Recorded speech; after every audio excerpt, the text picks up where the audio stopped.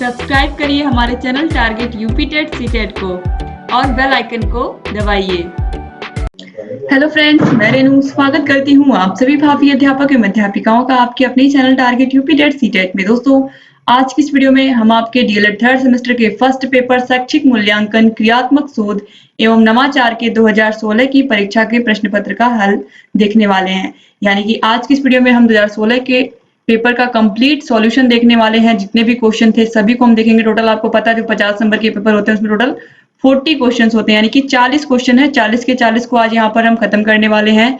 तो चलिए स्टार्ट करते हैं हम फर्स्ट नंबर क्वेश्चन से। और आपको पता है कि हम लोगों ने पूरा आप लोगों को फर्स्ट पेपर आपका शैक्षिक मूल्यांकन क्रियात्मक शोध एवं नवाचार, सेकंड पेपर समावेशी शिक्षा एवं विशिष्ट आवश्यकता वाले बालकों की शिक्षा, ये पेपर, इसके अलावा साइंस को पूरा पढ़ा के खत्म कर दिया है। आपके संस्कृत में केवल एक चैप्टर बचा हुआ है, उसको भी पढ़ा करके मैं खत्म करने वाली हूँ। सभी वीडियोस आपको हमारे चैनल पर मिल जाएंगी डिस्क्रिप्शन बॉक्स और कमेंट बॉक्स में। आप सभी वीडियोस को देखिए और अपनी तैयारी को बेहतर बनाइए, क्योंकि आप लोगों को एग्जाम में बेहतर नंबर लाना है। और जो 50 नंबर वाले पेपर होते हैं इनमें और अच्छा अगर आप करेंगे तो आपका जो ओवरऑल रिजल्ट होगा वो बहुत अच्छा बनेगा। तो 50 नंबर के पेपर में आपको बहुत मेहनत करने की जरूरत है और लगातार इसीलिए हम लोग आपके लिए लगातार वीडियोस लेकर के आ रहे हैं। हमने क्लासेस आप लोग को पढ़ाई है, प्रीवियस ईयर क्वेश्चन पेपर भी सॉल्व करवा रहे हैं। और इसके बाद हम दोनों सीरीज, चाहे पवन सीरीज और राजन सीरीज हो, दोनों को हम सॉल्व करवाएंगे, ताकि जो आप लोग की तैयारी है वो बहुत अच्छी हो सके और सभी लोग एग्जाम में अच्छा प्रदर्शन कर सके। दोस्तों चलिए स्टार्ट करते हैं हम क्वेश्चन नंबर 1 से। देखिए क्वेश्चन नंबर 1 है, मूल्यांकन वह प्रक्रिया है जिसके द्वारा शिक्षक एवं छात्र यह निर्णय करते हैं कि शिक्षण लक्ष्यों को प्राप्त किया जा रहा है या नहीं। तो यहाँ पर आप देखिए, ग्रीन की का है, ये ली की का है, क्रॉनबेक का है या क्विलिन तथा हन्ना का ये कथन है। तो राइट आंसर है ऑप्शन सा, ये क्रॉनबेक का कथन है। याद रखिएगा, इंपॉर्टेंट कथन है ये कि मूल्यांकन वह प्रक्रिया है जिसके द्वारा शिक्षक एवं छात्र यह निर्णय करते हैं कि शिक्षण लक्ष्यों को प्राप्त किया जा रहा है अथवा नहीं। यहाँ पर कहने का तात्पर्य यह है कि जो हम बच्चों को पढ़ा रहे हैं, बच्चे उस चैप्टर को, उस कॉन्सेप्ट को समझ पा रहे हैं या नहीं समझ पा रहे हैं, और जो उद्देश्य हैं शिक्षण के वो पूरे हो पा रहे हैं या नहीं हो पा रहे हैं। क्वेश्चन नंबर 2 है, मापन होता है गुणात्मक, मात्रात्मक, तुलनात्मक या उपरोक्त सभी। तो दोस्तों जो मापन होता है वो मात्रात्मक होता है। ऑप्शन ब जो है ये बिल्कुल सही है। क्वेश्चन नंबर 3 है, व्यक्तित्व के सभी पक्षों का मूल्यांकन किया जाता है। ये मैंने आप लोगों को बताया है बहुत ही अच्छे से।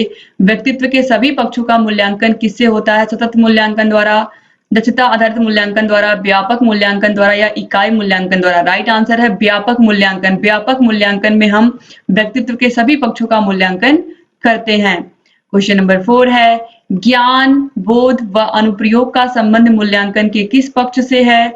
संज्ञानात्मक पक्ष, भावात्मक पक्ष, कौशलात्मक पक्ष या फिर नैतिक पक्ष। तो राइट आंसर हो जाएगा ऑप्शन अ, संज्ञानात्मक पक्ष। संज्ञानात्मक पक्ष जो होता है यह क्या होता है? इसमें हम बच्चे के ज्ञान को देखते हैं, वह कितना कॉन्सेप्ट को समझ पा रहा है और जो चीजें उसे स्कूल में पढ़ाई गई हैं, जो कॉन्सेप्ट, जो नियम बताए गए हैं, वह उनका प्रयोग कर पा रहा है या नहीं कर पा रहा है। ये सब चीजें हम संज्ञानात्मक या ज्ञानात्मक पक्ष के अंतर्गत हम देखते हैं। क्वेश्चन नंबर 5 है, सत्र के अंत में किया जाने वाला मूल्यांकन कहलाता है सतत मूल्यांकन, दक्षता आधारित मूल्यांकन, वार्षिक मूल्यांकन या उपयुक्त में से कोई नहीं। तो सत्र के अंत में किया जाने वाला मूल्यांकन होता है वार्षिक मूल्यांकन। जो एनुअल एग्जामिनेशन होता है ये सत्र के अंत में होता है। क्वेश्चन नंबर 6 है, प्रायोगिक मूल्यांकन होता है विज्ञान, भूगोल तथा कृषि में, ब है हिंदी तथा संस्कृत में, स है इतिहास तथा नागरिक शास्त्र में और द है दर्शन शास्त्र में। तो जो प्रायोगिक मूल्यांकन होता है यह होता है विज्ञान, भूगोल तथा कृषि में। ऑप्शन आ जो है ये बिल्कुल सही है, यानी कि साइंस में होता है, ज्योग्राफी में होता है और एग्रीकल्चर में होता है। क्वेश्चन नंबर 7 है, उत्तम परीक्षण की विशेषता नहीं है वैधता, विश्वसनीयता, वस्तुनिष्ठता या कठोरता। तो वैधता, विश्वसनीयता, वस्तुनिष्ठता ये सभी क्या है? उत्तम परीक्षण की विशेषताएं हैं, लेकिन कठोरता उत्तम परीक्षण की विशेषता नहीं है, इसलिए राइट आंसर ऑप्शन द हो जाएगा। क्वेश्चन नंबर 8 है, छात्रों के प्रारंभिक ज्ञान का मूल्यांकन किया जाता है आंकलित मूल्यांकन में, रचनात्मक मूल्यांकन में, मौखिक मूल्यांकन में या दक्षता आधारित मूल्यांकन में। दोस्तों जो छात्रों का प्रारंभिक ज्ञान होता है यह मौखिक मूल्यांकन में हम इसको क्या करते हैं? आंक लेते हैं। दोस्तों ऑप्शन सा मौखिक मूल्यांकन में ये बिल्कुल राइट आंसर हो जाएगा। छात्रों का जो प्रारंभिक ज्ञान होता है उसे हम मौखिक मूल्यांकन के माध्यम से ही परख लेते हैं, फिर उसके अकॉर्डिंग हम आगे की पढ़ाई उसकी शुरू करते हैं। क्वेश्चन नंबर 9 है छात्रों की रुचियों, संवेगों एवं मनोवृत्तियों से संबंधित मूल्यांकन का पक्ष कहलाता है। मूल्यांकन के 3 पक्ष होते हैं, आपको पता है, संज्ञानात्मक, भावात्मक और क्रियात्मक। ठीक है, तो यहाँ पर आप देखिए जो संज्ञानात्मक पक्ष है इसके अंतर्गत ज्ञान, बोध, प्रयोग इन सब का अध्ययन करते हैं। जो भावात्मक पक्ष है इसके अंतर्गत छात्रों की रुचियों का, संवेगों का, मनोवृत्तियों का, किस प्रकार की उनके अंदर आदतें हैं, कौन-कौन सी रुचियां हैं, किस-किस विषय में उन्हें कौन-कौन सा विषय ऐसा है जो उन्हें बहुत पसंद है या फिर वो किसी और आर्ट में माहिर हैं। तो इस तरीके से बच्चों की जो मनोवृत्तियां होती हैं, संवेग होते हैं, रुचियां होती हैं, इन सभी का अध्ययन हम करते हैं भावात्मक पक्ष के अंतर्गत। ऑप्शन बा जो है ये बिल्कुल सही हो जाएगा। क्वेश्चन नंबर 10 है ब्लूप्रिंट का संबंध है क्रियात्मक सोच से, नवाचार से, प्रश्न पत्र निर्माण से या उपचारात्मक शिक्षण से। दोस्तों ब्लूप्रिंट के बारे में मैंने विस्तार से आप लोगों को क्लास में भी पढ़ाया है। जो ब्लूप्रिंट है इसका जो संबंध है वह है प्रश्न पत्र निर्माण से। ऑप्शन सा जो है ये बिल्कुल सही है।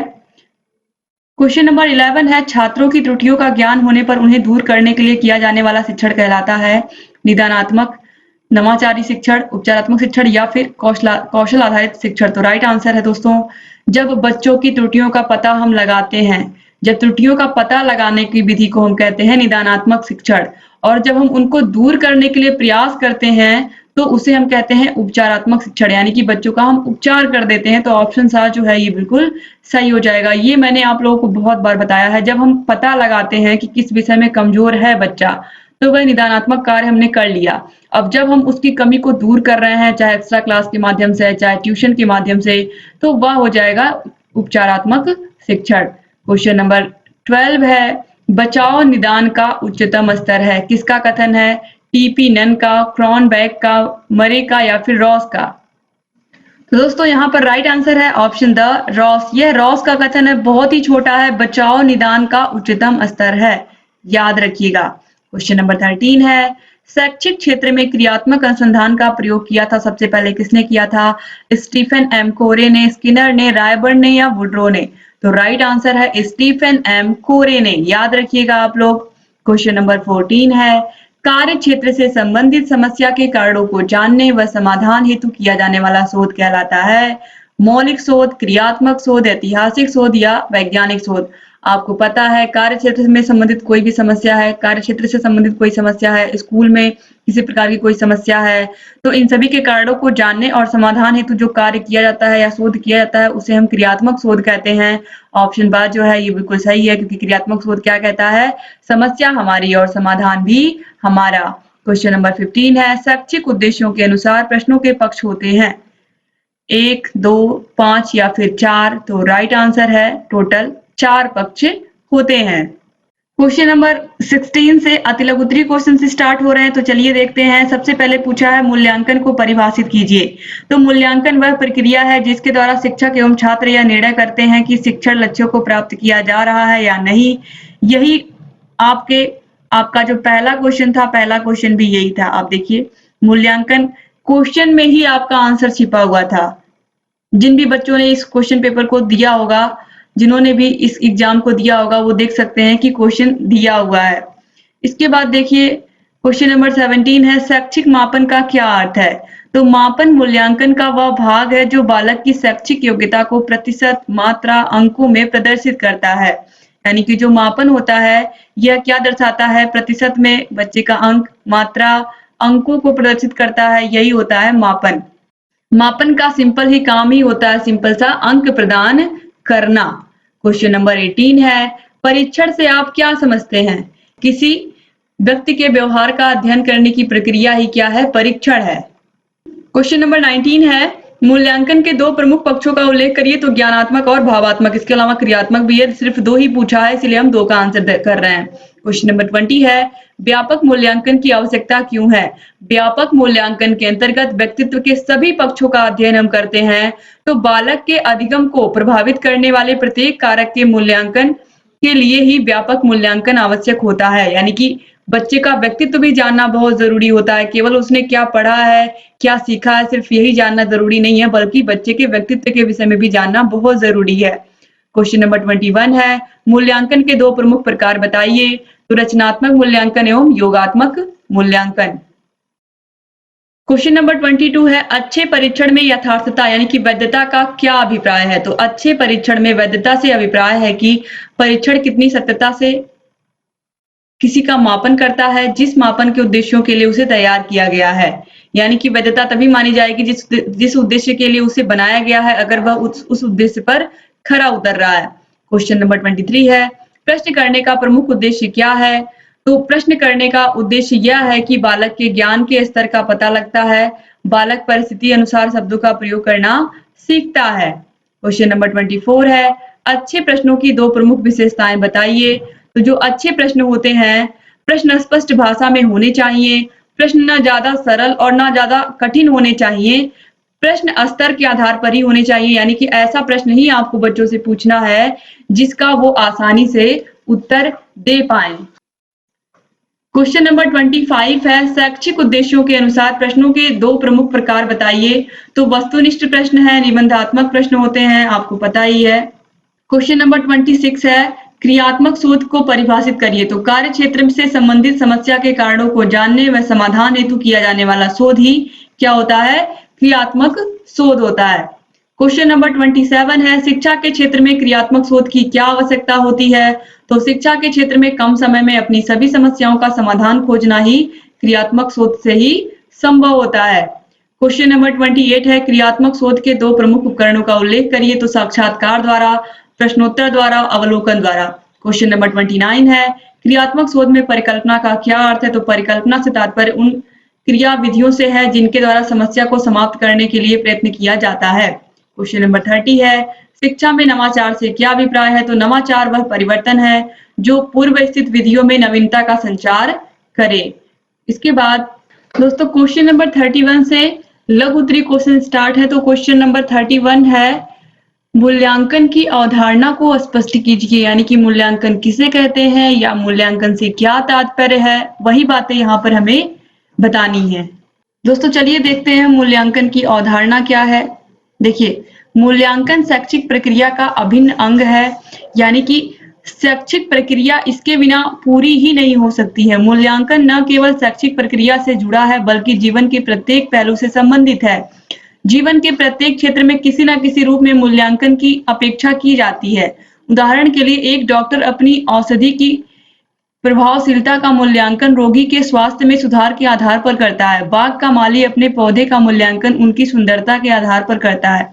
ठीक इसी प्रकार एक शिक्षक अपने प्रभावी शिक्षण का मूल्यांकन विद्यार्थी में हुए अपेक्षित व्यवहार परिवर्तन के आधार पर करता है।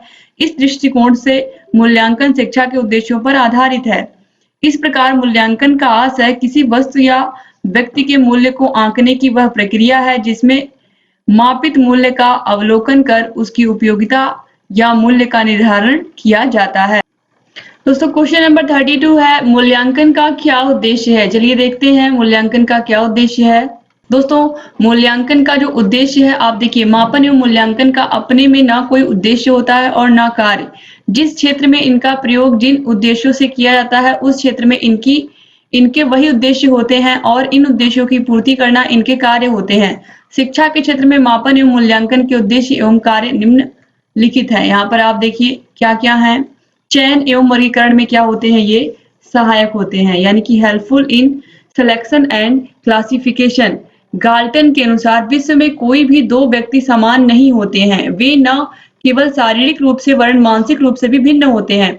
विद्यार्थियों के विभिन्न गुणों का मापन करके उन्हें विभिन्न वर्गों एवं श्रेणियों में सरलता से बांटा जा सकता है। मापन एवं मूल्यांकन के बाद ही छात्र को एक कक्षा से दूसरी कक्षा में प्रोन्नत किया जाता है या प्रमोट किया जाता है। इसके बाद दूसरा देखिए, पूर्व कथन यानी कि प्रेडिक्शन। पूर्व कथन से हमारा तात्पर्य व्यक्ति की वर्तमान क्षमताओं एवं योग्यताओं के आधार पर भविष्य के बारे में घोषणा करना। यानी कि अभी कोई बच्चा पढ़ने में अच्छा है, वो सभी सब्जेक्ट में अच्छा, तो कोई भी बोलेगा कि आगे चल करके भी ये बच्चा बहुत अच्छा करेगा अपने भविष्य में, तो उसकी जो पूर्व की योग्यताएं हैं, जो उसके अंदर क्वालिटी है, उसी को देख करके आप उसके भविष्य का क्या कर रहे हैं? निर्धारण कर रहे हैं। मापन एवं मूल्यांकन के आधार पर ही हम बालक के भावी विकास का अनुमान लगाते हैं तथा कहा जा सकता है कि बालक किसी विषय विशेष में आगे चलकर सफल होगा या नहीं। इसके बाद तुलना। प्रत्येक अध्यापक यह जानना चाहता है कि एक छात्र दूसरे की तुलना में किस प्रकार प्रगति कर रहा है। उदाहरण के लिए एक इंस्टीट्यूट के छात्र दूसरे इंस्टीट्यूट के छात्रों से आगे हैं तो क्यों आगे हैं, क्या रीजन है। तो यानी कि कंपैरिजन भी होता रहता है, हमेशा एक दूसरे में तुलना होती रहती है, तो उसे हम क्या कहते हैं, कंपैरिजन। इसके बाद देखिए क्रॉनबेक, मनोवैज्ञानिक परीक्षण दो या अधिक व्यक्तियों के व्यवहार की तुलना करने की व्यवस्थित विधि है। अब इसके बाद देखिए, इसके अतिरिक्त छात्रों के प्रारंभिक व्यवहार की तुलना उसके बाद वाले व्यवहार से की जाती है और पता लगाया जाता है कि उसने कितनी प्रगति की है। परामर्श एवं निर्देशन यानी कि गाइडेंस एंड काउंसलिंग, विद्यार्थी के विभिन्न व्यवहारों का मापन करके यह निश्चित किया जाता है कि छात्र को किन किन विषयों का अध्ययन करना चाहिए। उदाहरण के लिए उसे डॉक्टरी की पढ़ाई करनी चाहिए, कि वकालत करनी चाहिए, कि इंजीनियरिंग करनी चाहिए या टीचर बनना चाहिए, इस तरीके से। इसके बाद पांचवा है अन्वेषण एवं शोध कार्य यानी कि रिसर्चेस।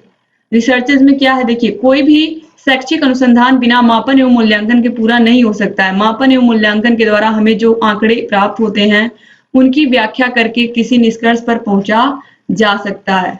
अब इसके बाद क्वेश्चन नंबर 33 है, मापन एवं मूल्यांकन में अंतर स्पष्ट कीजिए। दोस्तों चलिए देखते हैं मापन और मूल्यांकन में क्या क्या अंतर है। तो देखिए 2018 में भी यही क्वेश्चन पूछा गया है, 16 में तो पूछा ही गया है, तो ये सब क्वेश्चंस रिपीट होते हैं आपके एग्जाम में, इसलिए आप लोगों को इसे अच्छे से याद करना होगा। देखिए मापन और मूल्यांकन ऑलरेडी मैंने दोनों ही टॉपिक को बहुत अच्छे से समझा करके पढ़ाया है।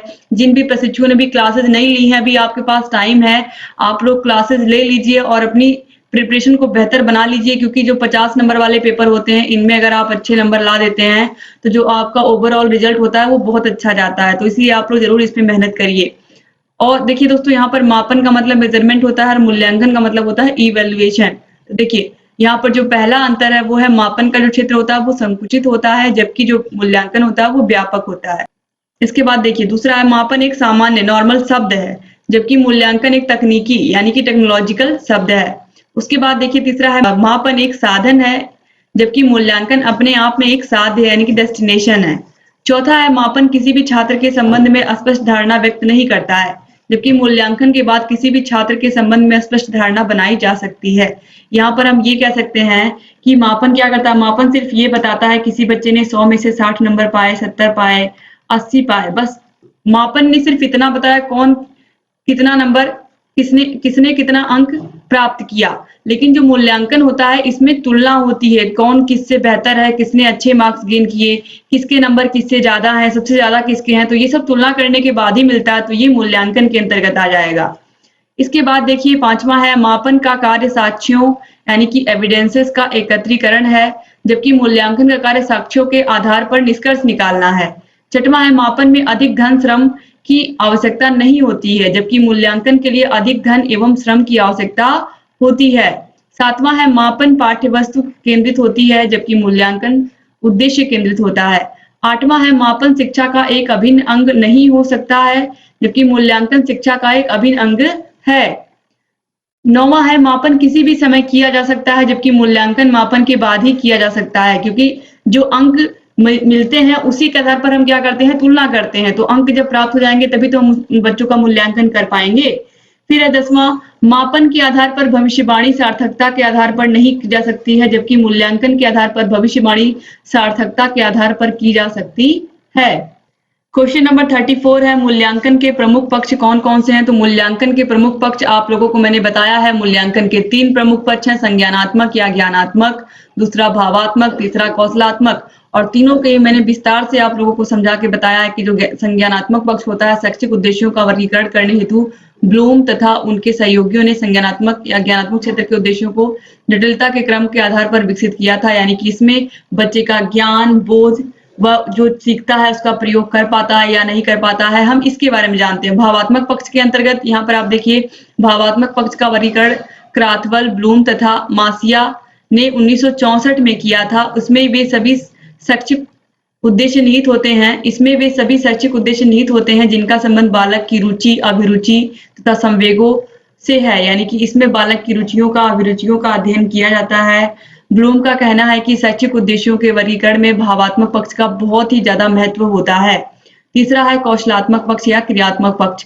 इस क्षेत्र की टैक्सोनॉमी में शारीरिक एवं क्रियात्मक कौशलों पर बल दिया गया है। इस क्षेत्र की टैक्सोनॉमी अभी ज्यादा विकसित नहीं हुई है। सिम्पसन और व्हीलर ने इस पक्ष को वर्गीकृत करने का प्रयत्न किया है। मनोक्रियात्मक उद्देश्यों के अंतर्गत वे समस्त शैक्षिक उद्देश्य निहित होते हैं जिनका संबंध बालक के क्रियात्मक कौशलों से होता है।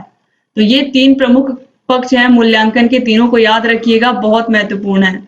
क्वेश्चन नंबर 35 है, सतत एवं व्यापक मूल्यांकन का क्या अर्थ है? तो चलिए देखते हैं सतत एवं व्यापक मूल्यांकन का अर्थ है। सतत एवं व्यापक मूल्यांकन का अर्थ है उस आकलन या परीक्षण से है जिससे शिक्षार्थी के अध्ययन एवं उपलब्धियों का प्रति माह आकलन किया जाता है। सतत मूल्यांकन प्रक्रिया में सामान्यतः संपूर्ण पाठ्यक्रम को 10 इकाइयों में विभक्त कर दिया जाता है। उस इकाई का अध्ययन कराने के बाद स्वाभाविक रूप से प्रति माह परीक्षण किया जाता है तथा उसका व्यवस्थित लेखा जोखा रखा जाता है। व्यापक मूल्यांकन का अर्थ शिक्षा जीवन पर्यंत चलने वाली एक प्रक्रिया है जो मानव जीवन के सभी पक्षों को प्रभावित करती है। चूंकि मूल्यांकन और शिक्षा का परस्पर गहन संबंध है, अतः मूल्यांकन भी जीवन से मृत्यु तक किसी न किसी रूप में किया जाता है। मनुष्य के जीवन में अनेक पहलुओं, पक्षों, अवयवों, अवधारणाओं का संयुक्त स्वरूप है जो मनुष्य के जीवन को प्रभावित करता है, वस्तुतः हमें दिखाई नहीं पड़ता। क्वेश्चन नंबर 36 है, उत्तम परीक्षण की प्रमुख विशेषताएं बताइए। चलिए देखते हैं दोस्तों, उत्तम परीक्षण की कौन कौन सी विशेषताएं हैं, चलिए देखते हैं। उत्तम परीक्षण की विशेषताएं देखिए 2016 में तो पूछा ही है, 2018 में भी यही सेम पूछा है, यही क्वेश्चन। तो चलिए देखते हैं दोस्तों। देखिए, किसी वस्तु को इसलिए अच्छा कहा जाता है कि उसमें सभी अच्छे गुण होते हैं। कहने का तात्पर्य यह है कि किसी वस्तु को अच्छा या खराब उसके मान्य गुणों या कसौटियों के आधार पर ही कहा जा सकता है। इसी प्रकार किसी शैक्षिक और मनोवैज्ञानिक परीक्षण की उत्तमता का निश्चय उसकी मान्य कसौटियों यानी कि गुणों के आधार पर किया जाता है। एक अच्छा परीक्षण उसे कहा जा सकता है जो उन आवश्यकताओं की पूर्ति करता है और उन उद्देश्यों को प्राप्त करता है जिसको ध्यान में रखकर उसकी रचना की गई है। संक्षेप में हम यह कह सकते हैं कि एक उत्तम परीक्षण आवश्यक रूप से प्रयोजनपूर्ण एवं प्रभावीकृत यंत्र है जो मानव व्यवहार की वस्तुनिष्ठता एवं व्यापकता के साथ मापन करता है। इस प्रकार अच्छे परीक्षण का प्रशासन एवं अंकन सरल होता है। इन परीक्षणों की विश्वसनीयता, वैधता एवं मानक निश्चित होते हैं और जिनमें विभेदन करने की शक्ति या क्षमता विद्यमान होती है। क्वेश्चन नंबर 37 है, उपचारात्मक शिक्षण से आप क्या समझते हैं? दोस्तों, मैंने आप लोगों को बहुत बार बताया है कि उपचारात्मक शिक्षण क्या होता है, निदानात्मक शिक्षण क्या होता है। आपको पता है किसी भी विषय की कमजोरी का अगर हमने पता लगा लिया, बच्चा किस विषय में कमजोर है, वो विज्ञान में कमजोर है, गणित में कमजोर है, जब हमने पता लगाया तो ये हो गया निदान करना। और जब हम उसकी कमजोरी को दूर कर रहे हैं, चाहे एक्स्ट्रा क्लास के माध्यम से उसे पढ़ा करके, चाहे ट्यूशन के माध्यम से, किसी भी तरीके से हम उसकी जब कमी को दूर करते हैं, उसकी विषयगत कमजोरी को दूर करना ही क्या होता है, उपचारात्मक शिक्षण होता है। तो चलिए देखते हैं। उपचारात्मक शब्द नया हो सकता है किंतु इसकी प्रक्रिया बहुत पहले से ही चल रही है, क्योंकि जीवन का कोई भी क्षेत्र ऐसा नहीं है जहां कठिनाइयां ना आती हों। पुराने समय से ही अध्यापक छात्रों की सीखने संबंधी कठिनाइयों को दूर करते हुए चले आए हैं और उचित दिशा में उनका मार्गदर्शन भी करते आए हैं। आज उपचारात्मक शब्द शिक्षा शास्त्र से लिया गया है। जिस प्रकार कोई चिकित्सक लोगों की बीमारियों का उपचार करके उन्हें स्वस्थ करने का प्रयास करता है, उसी प्रकार एक अध्यापक विद्यार्थी की अधिगम संबंधी त्रुटियों को दूर करके अर्जित ज्ञान को उचित दिशा प्रदान करता है। इसको देखते ही आपको समझ आना। जो क्वेश्चन नंबर 38 है, क्रियात्मक शोध का अर्थ स्पष्ट करते हुए इसका महत्व बताइए। तो क्रियात्मक शोध का अर्थ हमें स्पष्ट करना है और इसका महत्व बताना है। तो क्रियात्मक शोध का मतलब क्या होता है, आपको पता है, समस्या हमारी और समाधान भी हमारा। दोस्तों चलिए देखते हैं क्रियात्मक शोध का अर्थ और इसका महत्व। तो क्रियात्मक शोध का जो अर्थ होता है वो है क्रियात्मक अनुसंधान का तात्कालिक उपयोग किया जाता है जिसके द्वारा सिद्धांत का विकास नहीं किया जाता है, ना ही इसका सामान्य उपयोग किया जाता है। इसमें यहाँ और भी समस्याएं हैं जो स्थानीय प्रकार की हैं, उस पर बल दिया जाता है। इसके परिणामों का मूल्यांकन स्थानीय अनुप्रयोग यानी कि लोकल एप्लीकेबिलिटी के रूप में किया जाता है, न कि सार्वभौमिक वैधता के रूप में। ये जॉन डब्ल्यू बेस्ट का कथन है।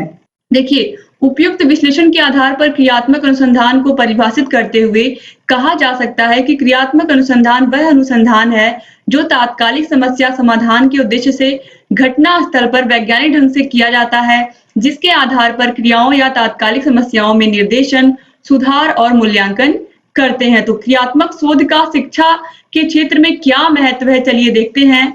तो पहला दोस्तों यहाँ पर आप देखिए, विद्यालय की कार्य प्रणाली में वांछित सुधार करना। क्रियात्मक अनुसंधान की सहायता से शिक्षक, प्रधानाचार्य, प्रबंधक और निरीक्षक आदि अपने विद्यालय की समस्त समस्याओं से पूर्ण अवगत होकर उन्हें समझने तथा उनके निराकरण का उपाय ढूंढ निकालते हैं और विद्यालय की कार्यप्रणाली में वांछित सुधार करते हैं। दूसरा है विद्यालय में व्याप्त यांत्रिकता एवं रूढ़िवादिता के वातावरण को समाप्त करना। तो प्रायः विद्यालय में पहले से चली आ रही शिक्षण विधियों एवं शिक्षा के सिद्धांतों के आधार पर ही शिक्षा दी जाती थी। अब तीसरा है शिक्षकों, प्रधानाचार्यों, प्रबंधकों एवं निरीक्षकों में वैज्ञानिक दृष्टिकोण विकसित करने में सहायक होना। क्रियात्मक अनुसंधान के द्वारा शिक्षकों, प्रधानाचार्यों, प्रबंधकों एवं निरीक्षकों आदि में वैज्ञानिक दृष्टिकोण का विकास होता है। वे व्यक्तिगत स्वार्थों को भूलकर विद्यालय की प्रगति की ओर विशेष ध्यान देते हैं।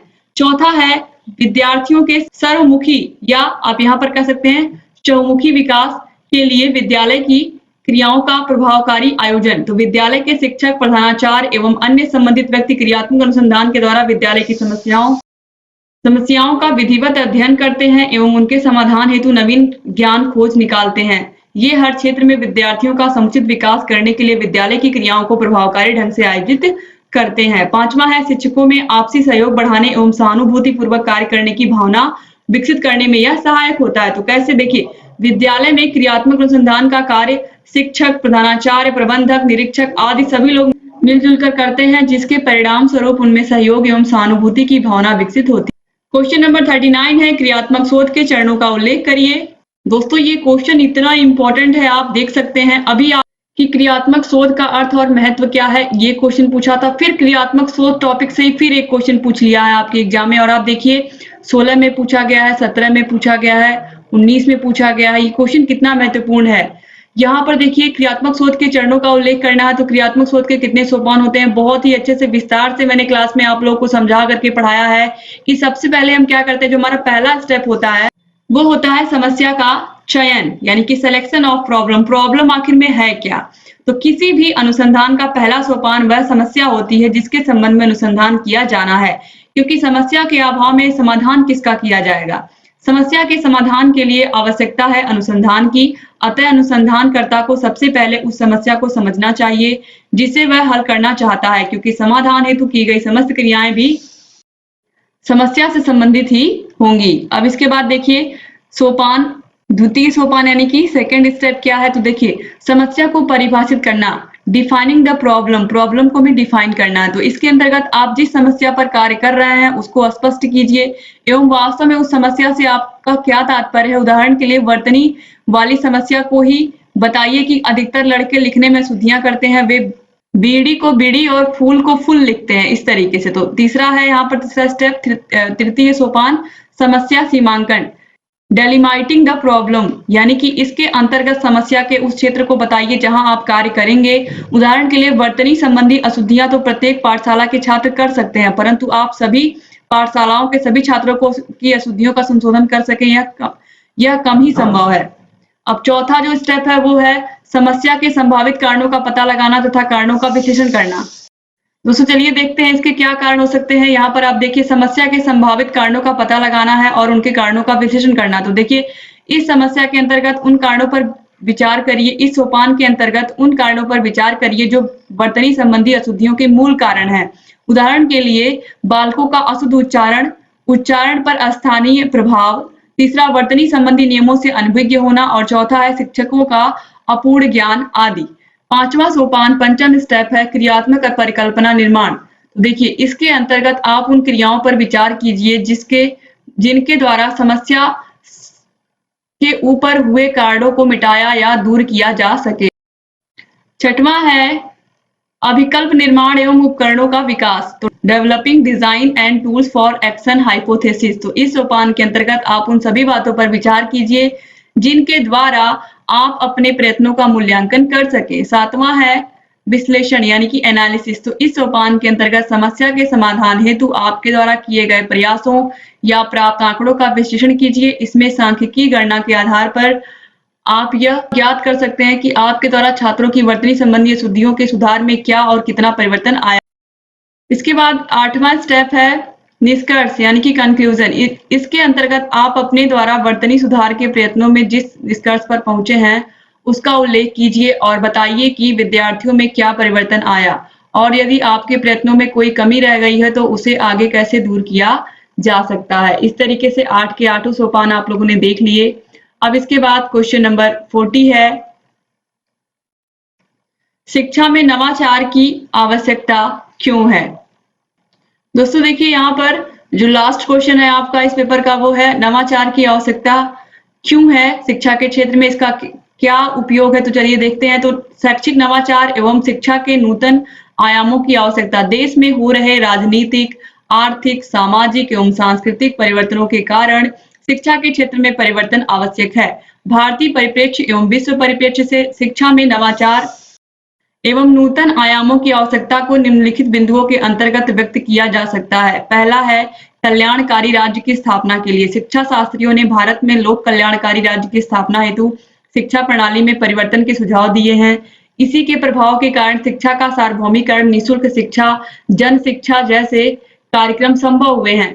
तो शिक्षा के इन नवीन कार्यक्रमों के संचालन एवं अध्ययन के लिए नूतन आयामों का अध्ययन आवश्यक है। फिर है दूसरा पॉइंट, तीव्र आर्थिक विकास हेतु। तो शिक्षा को आर्थिक विकास का उपयुक्त माध्यम माना गया है क्योंकि आर्थिक विकास हेतु भौतिक पूंजी ही नहीं मानवीय पूंजी भी आवश्यक है। इसलिए शिक्षा द्वारा आर्थिक विकास करना होगा। इसके लिए उसमें नए विचार, नए कार्यक्रमों एवं नूतन आयामों का समावेश होना बहुत जरूरी है।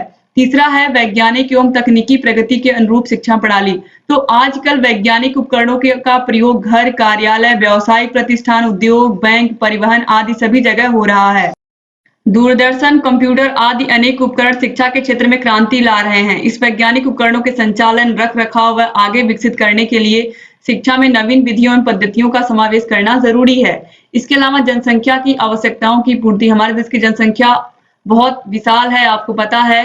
तो इस विशाल जनसंख्या की जो आवश्यकताएं हैं वो भी विशाल होंगी। तो इनको खाद्यान्न, वस्त्र, आवास, शिक्षा, परिवहन एवं चिकित्सा आदि की आवश्यकता है। तो जनसंख्या के साथ बढ़ती जन आवश्यकताओं की पूर्ति के लिए भी शिक्षा के नूतन आयामों की आवश्यकता, क्योंकि परंपरागत शिक्षा प्रणाली में इनकी पूर्ति संभव नहीं है। अतः इसी कारण जनसंख्या शिक्षा को शिक्षा के नूतन आयामों में रखा गया है। इसके बाद मानव संसाधन का विकास करने हेतु फिर छठवां है सामाजिक परिवर्तन के अनुसार शिक्षा, सातवां है रोजगार के अवसरों में वृद्धि, आठवां है पर्यावरण प्रदूषण जनित समस्याओं के समाधान हेतु। दोस्तों यहाँ पर 8 पॉइंट दिया हुआ है, लेकिन 4 से अधिक आप लोग मत लिखिएगा क्योंकि बहुत लंबा आंसर दिया हुआ है।